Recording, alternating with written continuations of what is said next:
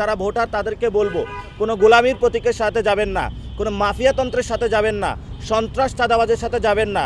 ইনশাআল্লাহ ঢাকা বিশ্ববিদ্যালয় থেকে আমরা আন্দোলন শুরু করেছিলাম, আবার এই গণতান্ত্রিক যে সংগ্রামের লড়াই, এটা ঢাকা বিশ্ববিদ্যালয় থেকে আবার আমরা শুরু করেছি। প্রত্যেকটা অলিগলিতে আজাদির স্লোগান নিয়ে আমরা যাব এবং আমাদের যে শপথ করেছি সেই শপথে বলিয়ান হয়ে আগামীর পার্লামেন্টে ইনশাল্লাহ আমরা যাব আজাদির পক্ষে হয়ে।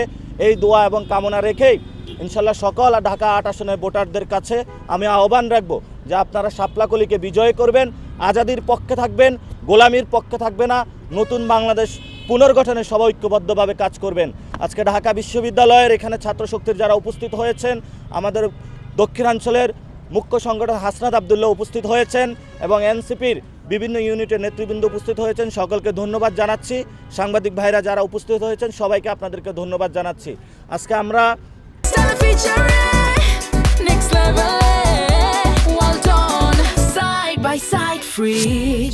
শিববাড়ি এলাকা, দক্ষিণ নীলক্ষেত আবাসিক এলাকা, তাদের যেই নতুন বাংলাদেশের স্বপ্নগুলো আমরা শুনবো, সেগুলো আমরা মানুষের কাছে উপস্থাপন করার প্রচেষ্টা চালাবো।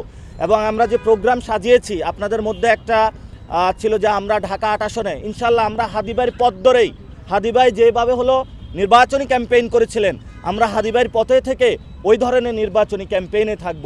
এবং আমরা এই নির্বাচনী ক্যাম্পেইন যেটা রয়েছে, আজাদির যাত্রা আমাদের প্রত্যেক দিন ফজরের নামাজ থেকে এশার নামাজ পর্যন্ত চলবে। ফজরের সময় আমরা মসজিদে যারা মুসল্লি তাদের সাথে কথা বলবো, তারপরে নাস্তা করব।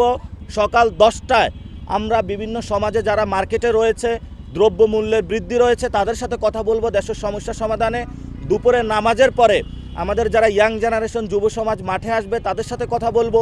এরপরে যারা আমাদের মা বোনেরা সন্ধ্যার দিকে বাচ্চাদের নিয়ে পার্কে আসেন, আমরা তাদের সাথে কথা বলো।